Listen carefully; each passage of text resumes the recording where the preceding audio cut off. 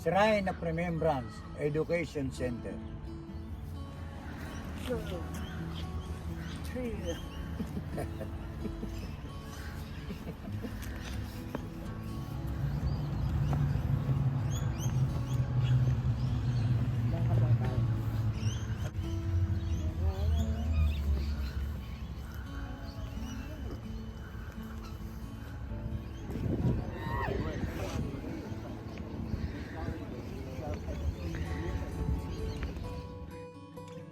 Magandang umaga po mga kababayan, mga kababayan kong Pilipino sa Pilipinas. Nandito po kami sa Shrine of Remembrance dito po sa Melbourne, Australia. Inaalala po yung mga sundalong mga namatay na pinadala ng Australia sa iba't ibang antas ng digmaan during World War I and World War II. Sila po ang pinagpatayo po ng remembrance dito ng mga bayaning nasawi sa digmaang ito. Vietnam War, Malaysian War, Korean War, at iba't iba pang digmaang nangyayari na pinadala ng Australian government sa antas ng digmaan. Napakaganda po ng view. Pero hindi po, nakakaroon din ng preservation dito ang Australian government at napakaganda po ng ginawang para pong luneta ang ginawa dito ng Australian government. At ito po ay alaala ng mga nasawing sundalo noong pong World War I at saka World War II.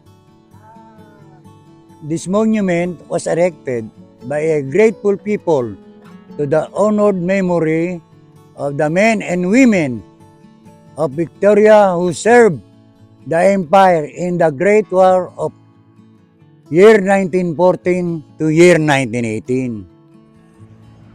To the glory of service and sacrifice, this shrine was dedicated by His Royal Highness, the Duke of Gloucester, 11 November 1934.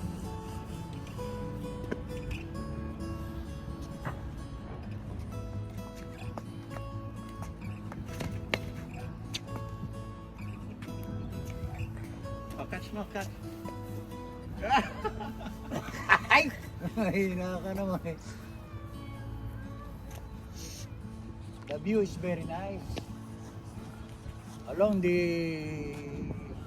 shrine ay nakatanim po ang napakagandang puno ng kahoy. At sa paligid ay matataas na building na nakatirik po dito. Kaya po napakagandang tanawin ang lugar na ito.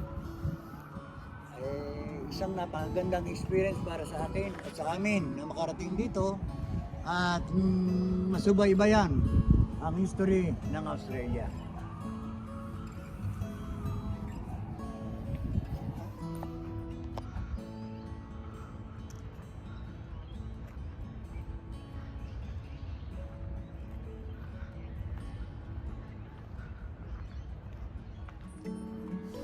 Hello ka-farmers, dito po kami sa loob ng Shrine of Remembrance.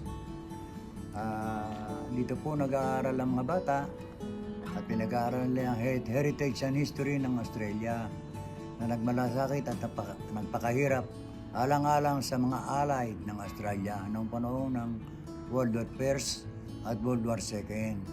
Kaya po napakahalaga nito mga farmers na mapag-aralan natin yung mga nakaraan at nakalipas na kasaysayan ng isang magiting na bansa.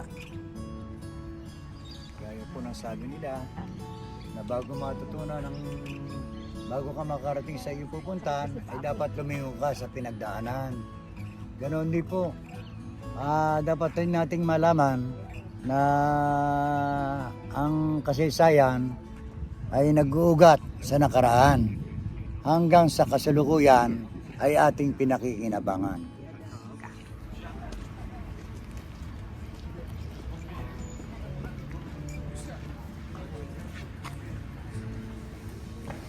These are the Medal of Bravery or Medal of Valor among the soldiers who died in the war. Huwag pong magandang alala, ang kanilang mga iniwang alala ng nakaraang mga digmaan.